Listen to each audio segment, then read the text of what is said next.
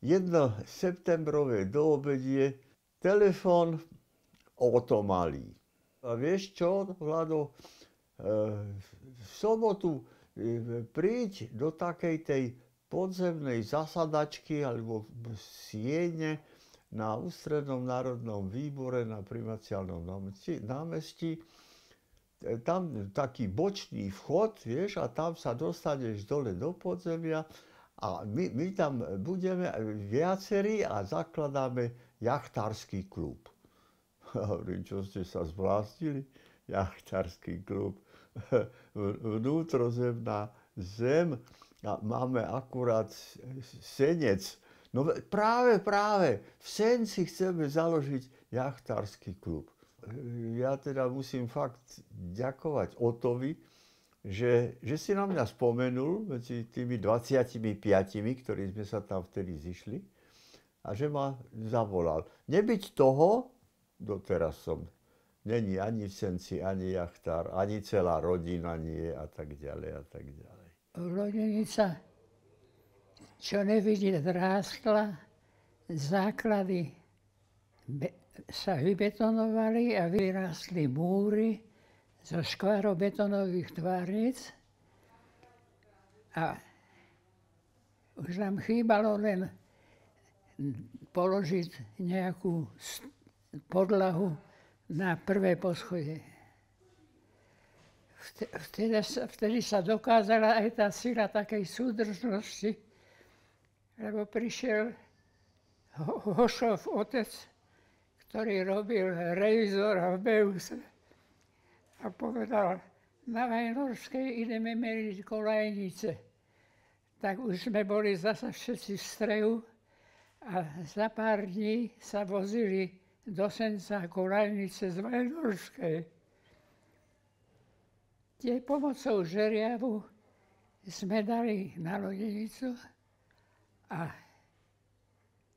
boli pripravené už aj panely, ktoré sa nakládli na tieto železné preklady. No a mohlo sa murovať prvé poschodie. To sa zdarne a rýchle vybudovalo a už nám chýbalo len zakryť ju. A vtedy sa zasa našli nejakí dobrí známi, ktorí mali dobrých tesárov a s našou pomocou a s ich odbornosťou sme mali za pár dní hotovú strechu. Krásnu, drevenú, pokrytú. No a vtedy prišiel ďalší zlomový bod, ktorý ukázal, čo je to patriť k sebe. Keď sme prišli ďalší týždeň, tak naša strecha bola vyše 100 metrov preč na prostriedku fotbalového ihriska, obrátená a rozbitá. No, čo teraz? Fotbalisti chceli hrať a my sme chceli strechu. Tak všetci dokopy sme sa dali do rozberenia strechy, ktoré sme rozobrali, vymenili rozlámané trávy a položili na novo strechu. Tak asi prvý míľnik je výstavba areálu, kde som nepatril úplne k základnému jadru, ale myslím si, že hneď po začatí som vlastne pomáhal svojimi neznalosťami budovať klub, pretože tam sme v tom čase budovali všetci sami. Nemali sme tam nejakých profíkov, profíci vlastne tam boli len z našich radov. My sme aj s manželkou boli v Senci, tam na lúke, keď u nás pristal vlastne 22 Jola, ktorá bola vlastne začiatok môjho záujmu o jachting. Senec bol pre nás také malé Chorvátsko. Prišli deti domov, hodili tašky do kúta a išlo sa do Senca. A tam boli sme 2 mesiace.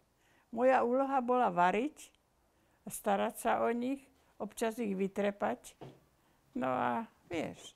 Ja som prišiel do tohto klubu, možno som mal 9 rokov, či to znamená nejakom 59. roku, alebo čo. A vytrhlo ma to ako z nejakého stereotypu. Bola to úžasná vec, lebo Senec ako taký, boli jazera, to bola voda úžasná, jak kryštál, jak Chorvátske more, alebo čo. A mne to veľmi sa mi to páčilo. Absolútne prvé je priatelia, kamaráti. My sme boli banda, my sme boli kamaráti, Jaro Horák, Broňo. To boli ľudia, s ktorými sme zažili okrem jachtingu, samozrejme, iné akcie. Sme tu chodili po záhradách, kradli sme ovocie, alebo čo ja viem čo. A môj Palo ušiel kradnúť aj ešte s jedným, s Janom, s Jankom, Melankyným synovcom, jablčka. Potom prišiel niekto žalovať, že musíme to zaplatiť. Tak som ho vycápala, lebo my sme mali Petržálke tú záhradu, z jablk bolo všetko, no ale tie kradnuté boli lepšie, no. Z detstva si teda pamätám to, že tu bolo strašne fajn, pretože to bola všetko jedna generácia, ktorá mala rovnako staré deti, ako som bol ja. Takže sme v podstate vyrastali spôsobom taký, že sme mali hrozne veľa súrodencov. Vedeli si nájsť kamarátov, vedeli sa spolu zahrať, vedeli sa spolu povadiť, ale vedeli sa aj naučiť spustu vecí od dospelých, ktoré potrebovali aj pri opatrení lodí a proste dodnes z toho ťažia, že to všetko vedia. Naučili sme sa to všetko dobré aj zlé. Všetko to tak, jak prechádza v iných civilných životoch v určitú dobové vekovej hranici, tak to nás tu postihlo všetkých. A zdieľali sme tie životy medzi sebou tuto vzájomne a pohromade, takže o každom sa vždycky všetko vedelo. No a tak sme tu strávili v podstate celý život. Prvý milník pre mňa asi, čo sa týka Slovanu, jachtingu a vôbec celkovo ako tohoto klubu bol, keď som si vlastne začal uvedomovať, že som jachtár a vlastne som sa dostal na kadeta prvýkrát jazdiť ako kosatník a vlastne som vystriedal vlastne 2 kormidelníkov a jeden bol Peťo Šabo, keď ma dali na Lipno vlastne k nemu na kosatku jazdiť na kadete a druhý bol Miro Ráček, keď som s ním jazdil tu Senci. A to boli vlastne moje prvé začiatky jachtingu ako také. Najkrajšie alebo také najvzrušujúcejšie obdobie pre mňa bolo absolútny začiatok 420-tok, keď sa povedalo, že zakladá sa kryštálový pohár 420-tok, ktorý mal byť niekedy na jeseň. A v lete sme dostali sem do klubu stavebnice 420-tok, vo vreci bola kopa železných súčiastok, holý trup a ešte tam bola kopa nejakých drevených a ďalších vecí, ktoré ja som vtedy netušil, na čo sú, ale mal som zhruba mesačnú úlohu toto urobiť tak, aby to fungovalo. Však som bol vtedy relatívne mladý a nebol som zrovna špičkový polytechnik, ale podarilo sa mi tú loď poskladať tak, že vlastne v deň kryštálového pohára sme sadli do lode a vyplávali. Prvá jazda na Piráte, kedy ma zobral Ujo Milan Ugroň ako ešte možno 12-ročnú a zobral ma na nočný pretek ako svoju kosatničku. To bol asi jeden zážitok veľký. Tak v prvom rade by som chcela spomenúť, že sme mali veľmi dobrý pocit, že sme tam boli celá rodina, všetky 3 deti, ktoré milovali ten priestor, pretože tam mali možnosť hier, kamarátov a hlavne boli pod ochranou ostatných členov, takisto ako aj ostatné deti. To je veľmi ťažká otázka, lebo milníky sa nedá ani vybrať. Lebo toto je raj na zemi. Toto malé jazero, to je to najväčšie šťastie, čo ma v živote stretlo. To je veľmi ťažké. 3 milníky. Slnko, voda, vietor. Strašne rada si spomínam na také výpravy s svojimi rovesníkmi, keď sme sa zbalili do nejakých batvoškov, sme si tam dali vodu a nejaké, ja neviem, ovocie a išli sme, vyrazili sme pešo na Zadné jazero. Tam vtedy sa ťažil štrk a bola tam železnica a boli tam také nejaké tankery a bolo to také otvorené a my ako decká sme tam vždy si otvorili a išli sme do toho podpalubia. To bolo strašne tajomné, to bol taký detský Titanic, to boli strašne krásne časy. Detstvo, to bolo najviac, lebo sme vyvádzali strašidelné veci a občas sa divím, že sme to prežili bez dozoru vlastných rodičov. Podľa mňa tie letá, teda s výnimkou jachtingu, kedy nás každý naháňal na vodu a v tom veku sa nám veľmi nechcelo, tak bolo výborné to, že sme tu mohli vyvádzať strašné veci. Že sme si, ja neviem, priviazali bicykel na pás, aby sme ho neutopili a skočili sme s tým z móla, hej, alebo sme skákali zo strechy, zo sauny a z geomy a podnikali sme výpravy vlastne dozadu okolo celého Senca, celého jazera a vlastne často nám hrozilo rôzne nebezpečenstvo. Kradli sme ryby rybárom, naháňali nás všelijakí holí chlapi a podobné veci. Malá Dada Jančinová prišla za mnou, ja som robila rezance a Ela, poď so mnou na špicu. Hovorím, že vidíš, že robím rezance. Ale poď, ja ti vyťahnem taký krásny kameň. Tak som s ňou išla. A teraz sa vystrčila z vody ten jej veľký zadoček. Vieš, som si myslela, bože môj, čo to decko tak dlho? A ona hľadala ozaj tie kamienky a vyťahla mi. Tak som mala, vieš, a to bola moja stravníčka najlepšia, lebo koľko razy nebohá teta Mela kričala, Ela, je u teba Dada? Tak ja som povedala, nie. A už Dada si krajala slaninu, cibulu, napchávala sa, vieš. Tak od takých detských rokov, kedy sme vlastne na kadete začínali a vždy sme sa vlastne sústredili skôr nie na jachting, ale na to, čo prišlo potom.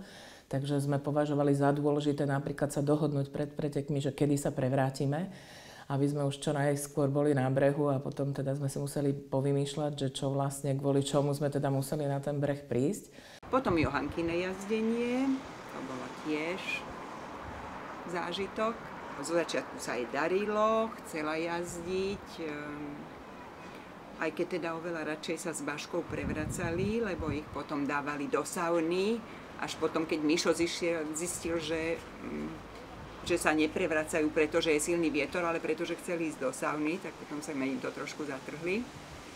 Vieš čo, mne sa ti to tak všetko prelína, lebo ten Senec pre mňa nie je len, alebo tie roky v Slovane nie sú len konkrétne teda obdobie, časové úseky, tak to ide plynule, ale mám to späté také vône, zvuky, farby, obrazy, niekedy ja neviem zaradiť, že ktoré obdobie to bolo, respektíve ktoré roky. Ešte dodnes mi veľa vecí vonia Sencom, keď si vytiahnem nejaké oblečenie, alebo cítim, že to je ten Senec Slovan, čiže to mi tak zostalo, myslím, že aj viacerým.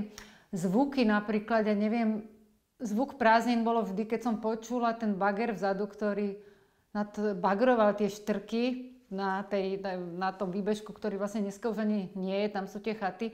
Keby som zavrela oči a počula to, tak si sa prenesiem a viem, že sú prázdniny, že to leto, že tie vtáčiky vonku, je ticho, vstaneš, vieš, nikto vlastne prázdniny, sme sa tešili, že nedeľa večer, že všetci odpresknú rodičia, že tu budeme viac menej sami. Takže to bolo také mixy. No, v podstate my sme boli tá základná komunita, to bolo tých 5 jachtarských klubov, ktorí boli na tomto pobreží, ktoré postupne vznikali. No a k nám patrili celé jazera a všetci, čo bývali okolo tých jazier. Teda ako chatári a čo ja viem čo, ktorí sa či už v priebehu svojho života alebo v nejakej etape svojho života rovnako stali ako súčasťou nášho jachtarského klubu, či to bolo za Mišo Di Barbora, alebo Stacho Machata, alebo Peťo Chlumecký, alebo všetci naši rovesníci, ktorí boli ako približne nášho veku a neboli pôvodne ako ich rodičia jachtármi, nejakým spôsobom sa s nami skamarátili a začali ten šport robiť takisto. Druhý moment by som mohol povedať, že taký veľmi silný bol ten, keď som vlastne dostal nového krásneho kadeta z Poľska, ktorý vlastne v podstate potom Lalibači nalakoval polyuretanovým lakom takým, že ten kadet vyzeral jak klavír Petrov alebo Steinway & Sons minimálne.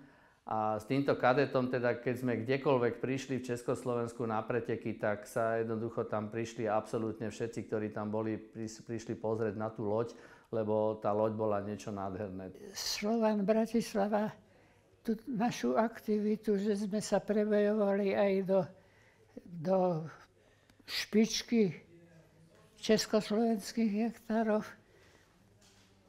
dotoval tým, že v lete, keď sa nehral hokej, tak nám prepožičal autobus, ktorým sa vozili hokejisti na zápasy. Tak nám to požičali vždy na dopravu závodníkov. A nezabudnem na tie ksichty v Čechách, keď sme raz prijeli na Lipno, že prvý prijel autobus s nápisom Slovan a za ním 3 avie plné lodí. Ešte aj na tom autobuse bola jedna loď. Pamätám sa, že to boli aj naše jedny z najúspešnejších majstrovstiev republiky, ktoré sme mali.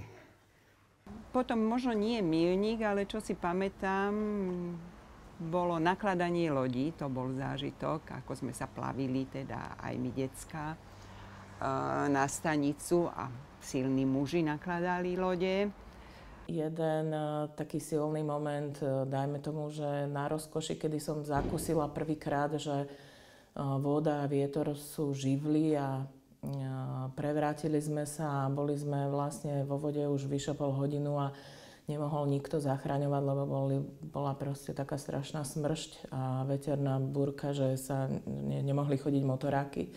A nám sa tá starúčka 420 začala potápať a dovtedy sme zachraňovali všelijaké spinakrové pne a všeličo, čo vyplávalo z tej lode s Aťou a potom vlastne sme zistili, že tá loď už asi moc dlho nevydrží, tak som začala špekulovať, že teda vyzlečiem si vestu a že ako ju označíme a tak. A Aťa dostala strašný strach a hysterický záchvat, teda, že sa vlastne utopíme a od toho momentu to bolo také dramatické, tak to bolo vlastne také precitnutie, že vlastne už teda ide aj o niečo niekedy. Príhoda z lode, tak najväčší môj zážitok bol v Marseille na regate, kde vyštartovala štartovacia loď a išla proti vetru, ale my sme boli tak rýchli, že sme túto loď predišli. A vlastne horná bojka nebola hodená, tak potom už keď videli sudcovia, že nemôžu nás dobehnúť, tak sa rozhodli hodiť bojku za nami, za čelom pretekov. A my sme boli jedni z prvých, ktorí sme to zbadali a tak sme obrátili loď a sme išli ďalej do pretekov, teda ďalej po dráhe a boli sme úplne na čele, pretože všetci boli ešte vpredu pred nami, ale na zlom smere. Druhá vec, pochopil som, čo to je, ja to nazvem priamo rozkoš. Sedieť na rýchlej plachetnici a tak ti to zaduje a teraz sa to rozbehne a zažiješ, ako letíš po tej vode. To je, a ovládáš ju. Holanďan loď, všetci vieme, má to cez 6 metrov, 6,05. Je stávaná na rýchlosť a na športové vyžitie tým, že by som povedal, väčšinou je hodne otakelovaná a vlastne bolo treba tam pracovať ako na hrazde. Kormidelník musel stále byť vyklonený. Pri silných vetroch to boli skutočne zážitky. Ale ja som mala najradšej, Ivko, vieš čo, Holanďanov. Vieš, tie jazdili, to boli jazdy, to len tak prefrčalo pri brehu. Strašne, to ma najviac zaujímali, tí Holanďania. Keď som prvýkrát nastúpil na loď, tak si ma posadil do lodičky popri mole najskôr. Že si mi ukázal najskôr, že čo je obrát. Si mi povedal, nech ich tam pár urobím. Keďže trošku fúkalo, tak som párkrát dostal rahnom do hlavy. Hneď prvýkrát, jak som tam sedel, prvých 5 minút. No a potom si so mnou išiel okolo ostrova. Pre mňa je to niečo fakt také úžasné, že ani to sa nedá povedať, že ďakujem, že som to mala, lebo ja to beriem, že to je moja súčasť a veľmi veľká časť môjho života.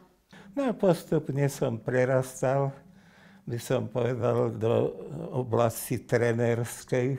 Môj otec robil trénera, aj mne robil trénera, a pretože je korektný a prísny muž, tak vždycky na mňa dával najväčší pozor. A ja som teda nebol nejakým spôsobom svätý človek, vždycky som bol spolupáchateľom všetkých týchto hrieškov, ktorých sme sa kdejako dopustili. Ale on to tak vnímal, že kdokoľvek môže, ale ja ako trénerov syn určite nie. Boli sme v Piešťanoch na Veľkej cene Slovenska, zatúlali sme sa do mesta, prišli sme po oficiálnom termíne návratu a otec bol schopný vstúpiť do deja tak, že v podstate ma chcel poslať s pretekou domov ako exemplárny prípad, že ako toto sa tu trpeť nebude. A nakoniec to nejako tak dopadlo, že ho tam tí ostatní v záujme tých našich športových záležitostí, akože, lebo sme mali ešte tie preteky celé pred sebou, tak sa to nejak zahralo do autu, ale ten princíp jeho bol jasný, hej, že toto bude tak. Ako tretí milník by som mohol povedať, to boli krásne roky, keď som jazdil s Martinom Šamajom ako kosatníkom a jazdil Ďuro Pavlovič ako kosatník s kormidelníkom Zoškom Demením a precestovali sme vlastne v podstate všetky preteky československé a zažili sme jedny z najkrajších čias asi našich jachtárskych, aj kamarátskych, aj celkovo, na ktoré spomíname až dodnes. A samozrejme žúri rodičov, podľa mňa. Ešte to bolo také, čo sa mne zapísalo strašne do srdca a chcela by som, aby to vlastne zažívali aj tie generácie po nás. Že sa vždy stretli a sa mohli jeden na druhého spoľahnúť. To je... Myslím si, že vďačíme našim rodičom teda za veľmi veľa, za to, že nám vlastne vytvorili tú oázu a úplný skleník a úplné vlastne také prostredie, kde sme trávili vlastne vo veľmi vďačných kamarátstvách vlastne tie najlepšie roky. Takže myslím si, že to bolo super. My sme sa tešili, že aj tá naša komunita rodičov tu bola taká veselá, tak sme sa vždy tešili, že budú nejaké oslavy a podobne. Vtedy to bolo také voľnejšie a my sme ich pozorovali, sme si tak mysleli, že bože, keď my budeme tiež v našej partii takéto akcie zažívať a dnes je to realita. Výborné zážitky boli napríklad aj pre mňa lyžovačka na Rohačoch, čo sme konkrétne boli spolu. A aj teda s celou partiou, s Ivou Karvašovou, s Kajom Šiškom, s Dadou. A pre mňa to bolo nejaký iný rozmer, lebo mňa na lyžovačky naši nebrávali s výnimkou nejakých 2 bezovcov, čo som ešte zažila. A teda tie bezovce boli tiež vynikajúce, tie lyžovačky na bezovcoch, na bezovci. lebo no strašné veci sa tam diali proste v tej partii. A vyvinuli sme sa v tomto smere normálne celkom, napriek tomu, že už ako deti sme mali disciplínu, že sme hádzali šiškou do šušky.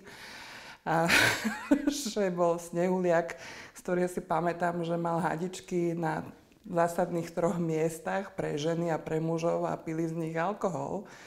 Takže hovorím, že to sú pre mňa spomienky, ktoré robili detstvo. Ten jachting, ja neviem, to veľké šťastie, že môj otec spoznal tých správnych ľudí a mohli sme ten šport robiť.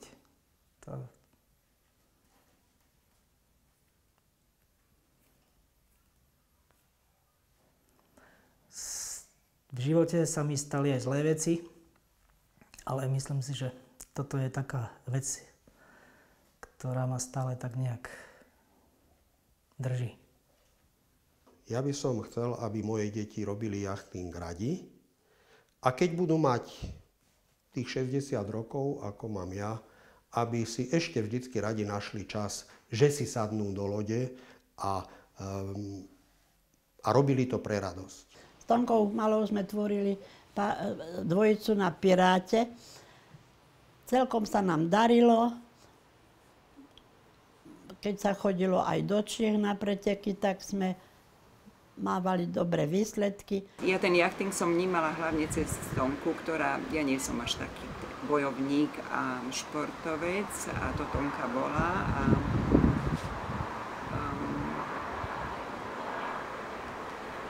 Moje také trošku stresujúce zároveň bolo, že som sa bála, aby som jej niečo na tej lodi nepokazila, takže som sa snažila byť hrozne dobrá kosatnička, nič nekaziť a pracovať podľa jej pokynov, ale musím povedať, že Tonka bola, aj keď sa mi niečo nepodarilo, Tonka bola veľmi dobrá a vždy tie hnevy a tú zlosť nasmerovala na tú blbú plachtu, na ten blbý spinaker, a tak na niečo na lodi, takže bolo to s ňou fajn.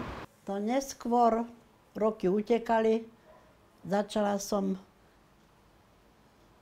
robiť rozhodkyňu. Potom na tom rozhodcovskom člne nebolo nič krajšieho, keď tá spústa týchto lodí s deťmi na štarte, to bol nádherný pohľad, čo už dneska si nevie nikto ani predstaviť, ako to kedysi vyzeralo. Tešili sme sa na každú rozjazdu. Najradšej som rozhodovala, keď robil hlavného rozhodcu Vlado Porubský. Proste to už sme mali taký systém, ako sa všetko na to išlo. Potom ma viac menej českí kolegovia, môžem povedať skoro prinútili. Ty seš vůl, ty se musíš přihlásit za mezinárodního rozhodčího. Ty to přece ovládáš, ty to všechno víš, takže přeložil jsi to. No, z tebe musí být mezinárodní, musíš vyplnit tlačivá. A jaké, kde, čo. Objednali, dostal som tlačivá a ja som ich vyplnil, hovorím si, no to predsa neexistuje, aby jeden Slovák sa stal medzinárodný rozhodca a ja ti, prosím ťa, pekne dostanem tak niekedy vo februári veľkú zásielku z Londýna, vtedy ešte, oni sú teraz v Southamptone, z Londýna, kde som bol menovaný International Judge. Veľmi, veľmi živo a čerstvo vidím 21. august 1968, kedy sme s Katkou Machatovou trávili leto tu v našej starej Červenej Buni a ráno prišla teta Melanka Jančinová z tranzistorov pri uchu, zabúchala a povedala, že Zuzá, máš tu kamarátov. Ja som tak samozrejme, že sme vôbec nechápali. Bolo také nie tajomstvo, že ja som bola taká dosť uvedomelá pionierka, tak ďalej, že som raz mamu, tuším, udala v škole, že sa mi posmievala z pionierskej šatky. Takže teta Melanka sa mi vždycky tak nejak takisto vysmievala a až potom som pochopila, vlastne nám prišla oznámiť, že teda sú tu nejaké spojenecké vojska, ktoré nás prišli oslobodiť a tak od toho sa potom kadečo iné odvíjalo, ale bolo to veľmi smutné. No ja si myslím, že v prvom momente samozrejme sa nás to všetkých dotklo. Všetci sme rozmýšľali, čo sa bude diať. Ano. A prvým takým, by som povedal, momentom bolo, že sme schovávali hodnotné veci. To znamená, tie lode, ktoré boli drahšie, ano, tak všetky sme sa snažili okamžite dať preč z dohľadu a schovať ich do lodenice. No potom samozrejme ženy sa starali o rodinu, to znamená, ženy robili tie nákupy, ktoré boli potrebné, alebo respektíve, ktoré sme si mysleli, že budú nezbytné, aby človek v ďalšom nemal veľké problémy živiť rodinu, povedzme. To kamarátstvo sa tam vtedy prejavilo v plnej miere a myslím si, že to svedčí o tom, že tam bol tá súdržnosť bola veľmi, veľmi na vysokej úrovni. Ďalší moment vlastne bol Pinky, priateľstvo s ním, a teda som našiel človeka, ktorý zostal v mojom živote až do dnešných dní a dúfam, že ešte dlho aj ostane. Samozrejme Mirko Ráček, môj veľký vzor, hviezda v tom období. Samozrejme, hviezda je teraz, aby sme mu nekryvdili. Samozrejme, obrovská postava Uja Otamalého, vzťah, ktorý prechádzal od strachu a nechcem byť teraz nejaký patetický, ale prešiel ku obdivu, ku veľkému obdivu. Postupne to prerástlo, že sa trošku uvoľnili tie hranice, tak prvé nás ako pustili niekde do východného Nemecka. Neskôr to bolo aj Travemünde, Warnemünde, to bolo naša oblasť, kde sme hodne jazdili. Prvá československá výprava v jachtingu bola na Neusiedl a boli sme veľmi radi, že sa nám to podarilo, ale problém nastal vtedy, keď českí priatelia zistili, že oni majú len jednorázové vízum. Naši mali Mehrmalige, to znamená, že mohli každý deň chodiť domov a Češi museli tam ostať a platiť za pozemky, za stany a podobne. Tak Zdeno ako dobrý vedúci zobral svoje Mehrmalige vízum a išiel do Bratislavy. V Bratislave sme ho našli na Vajnorskej ulici na policajnom riaditeľstve. Tam sa zhromaždil taký štáb a hovoril o všetkom, aká je to blbosť, že oni také niečo nemôžu vydať, pretože to už je medzinárodný problém. V tom sa otvorili dvere, prišiel plukovník, alebo ešte vyššia šarža a podíval sa, že čo sa deje a hovorí: ahoj Zdeno, čo ty tu robíš? No, vysvetlil mu situáciu, pobavili sa o tom a naraz sa zobral, odišiel, za chvíľu sa vrátil aj z Mehrmalige vízum pre českých kolegov. Tak pre mňa je tam zaujímavé to, že tu je ten vietor, že sa dá aj nejak využívať, že to nie je iba nejaké vodné polo alebo plávanie, skákanie. Prečo som tu teraz ešte stále? Lebo milujem jachting, milujem hlavne túto partiu a túto spoločnosť. Či je to dieťa, ktoré má 5 rokov, alebo najstarší, čo je momentálne môj otec, 94-ročný, si absolútne všetci kamaráti, priatelia a je tu úžasná partia. A to si myslím, že je to najdôležitejšie. Ja tu trávim čo najviac času, čo môžem. Ja prídem sem a som tu veľa nocí sám v celom tomto areáli, ale ja keď sa ráno zobudím, idem sa vyčúrať alebo čo, a vidím tuto na terasu a vidím okolo takej 6:30, 7:30 a som tu sám, jediný a som král, celého tohto areálu, celého Senických jazier, lebo nikde není nikoho a ja som tu kráľ a pozerám, kde čo je a to je úžasné. Ja musím povedať, že ja zostávam veľmi z jednoho obyčajného takého pragmatického návodu, že to mám tu rád a ľudí, ktorí sú tu, tých mám rád.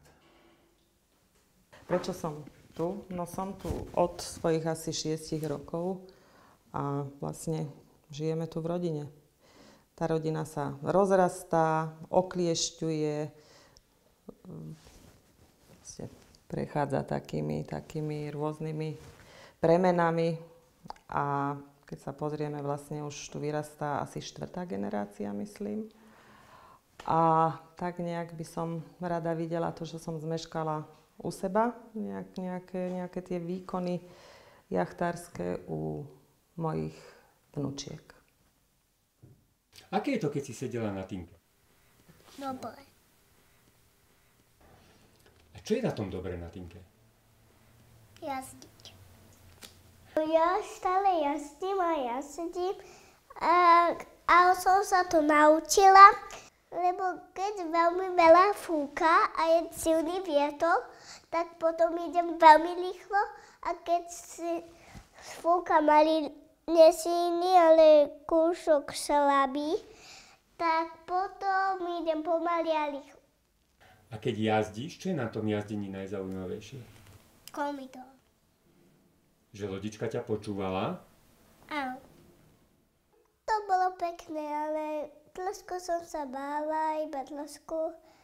Ale potom mi to išlo a som sa nebála. A potom som sa zase trošku bála a potom som došla na breh a som sa už nebála. A som povedala, to bolo ale. No lebo ja tu chcem zostarnúť teda, celkom určite v tejto zábavnej spoločnosti, kde už sa dneska smejeme, že ako to s nami bude o tých 10 rokov.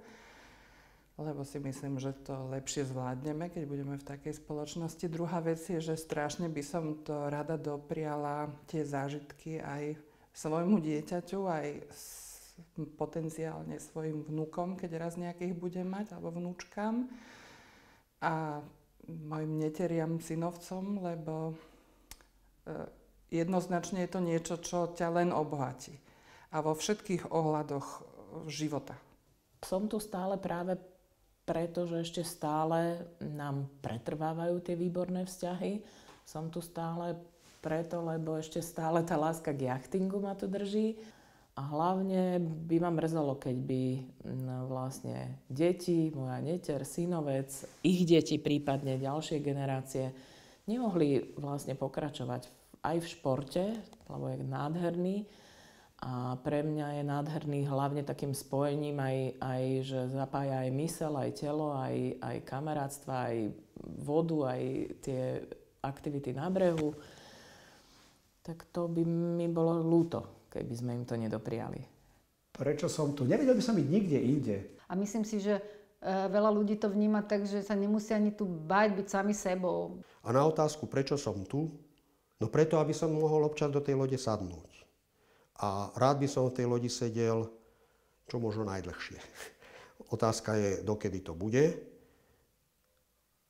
ale nechcem počuť odpoveď. Toto sa ma stále pýtala aj moja nebohá manželka. Na čo ty už teraz tam chodíš do toho Senca? Lebo som tam tiež doma.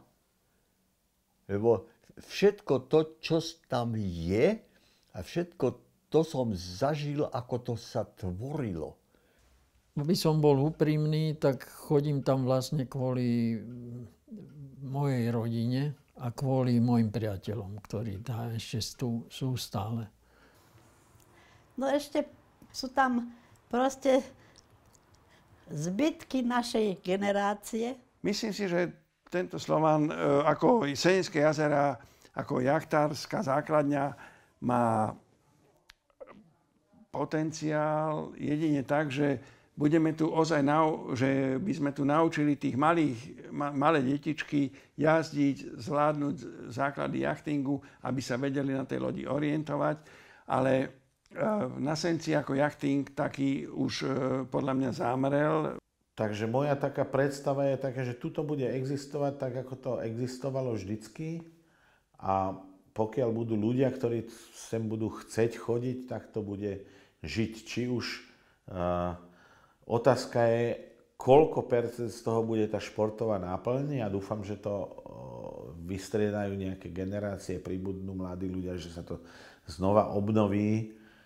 Hlavne tým, teda, že toho jachtingu sa vo svete robí strašne veľa a možnosť súťažiť je po celom svete veľmi ako široká. A to by tak, som si tak predstavoval, keby to tie generácie, čo prídu, alebo tie, čo rastú teraz, to dotiahli až tam. No dúfam a pevne verím, že sa ten duch tej partie, lebo tá je tá najdôležitejšia, ktorá tvorí potom aj všetko to ostatné, teda aj ten šport, aj tie vzťahy, aj to kultúrne, aj to ostatné, že ten duch tej partie, ktorá to bude ťahať ďalej, že tu zostane. To si dosť nadstrelil 60 rokov, tak to už asi ja tu nebudem, lebo to tu bude len Ujo Vlado Porúbsky. A podľa mňa ešte tak možno Ľubo bude zahasínať, oni dvaja v tomto areáli, ale ja teda dúfam, že možno to bude fungovať ako nejaké zázemie pre nás, alebo teda pre ďalšie generácie, ktoré odtiaľ to budú vyrážať na vody niekam do sveta. No ja dúfam, že vybudujeme z časti klubu Dom seniorov, lebo to je teda veľmi moje také želanie, aby sme tu naozaj dožili. My sa to snažíme umožniť vlastne generácii našich zakladateľov, našich otcov a mám. A aj keď teda postupne odchádzajú, myslím si, že odchádzajú práve v tom vedomí, že nám je dobre. A chcela by som sa teda dožiť toho, aby aj nám bolo vlastne dobre a boli sme v kontakte s Osencom až do konca. Veľmi by som si prijal, aby to bol zase, najväčší nemusí byť, ale aby to bol ten najlepší klub na Slovensku. Myslím si, že by mali sme si určiť, je to smiešné, ale hovorí sa to aj v hociakej firme, ja neviem, nejakú víziu mať, nejakú stratégiu vôbec, ako to dosiahnuť. Tá vízia je dôležitá, že malo by to tu ostať, to jachtárske, to pôvodné, čo tu bolo, nemal by byť z toho len taký nejaký výletný klub. Chcel by som, aby to, čo tu naši predkovia a my sme položili a urobili, aby užívali tí ďalší, aby to takisto zveľaďovali, ako sa snažíme my a aby jachting v nejakej forme, o ktorej ja netuším, aká bude za 60 rokov, netuším dokonca ani, ak bude vyzerať za 10 rokov, ale aby tie dnešné 5-6 ročné deti, keď budú mať 16, aby robili jachting radi a keď budú mať 36, aby svoje 5-6 ročné deti ukladali do optimistov alebo lodí, ktoré po optimistoch v tej dobe budú. Záleží to na tých mladých. Ja neviem, no ešte niečo vládze môžem a rád by som spravil preto niečo, aby to šlápalo. Uvidíme. Verím, že to bude dobre. Nemôžem si pomôcť, ale nejsom optimista. Nejsom optimista. Fíha. Tak nerad robím takéto prognózy a nikdy som sa nad tým nezamýšľal. Ja dúfam, že voda bude aj po 60 rokoch. Želala by som ozaj všetkým, aby sa to podarilo. Celá táto pekná časť Senca, aby ďalej pokračovala v tom jachtingu, tak ako sme to my kedysi začali a tešili sa z toho tak, ako sme sa aj my tešili. Je to skvelý šport, nie? Ľudia sú spolu ľudia, ktorí majú radi to isté pri tom jachtingu. Tam je strašne pozitívne. Teraz ma to prekvapilo, že není sú tam už lode. A málo detí malých.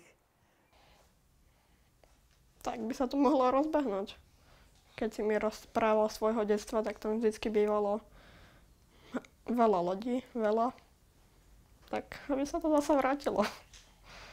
Ja by som chcela, aby zažili taký ten ozajstný jachting, keď tu na Senci jazdilo, neviem, 100 lodí, alebo neviem, 420, len to vieme asi, že už to možné nebude kvôli financiám, ale aspoň v tom malom, na ceste obťaky, ich previesť cez tú pubertu, podľa mňa má tiež význam.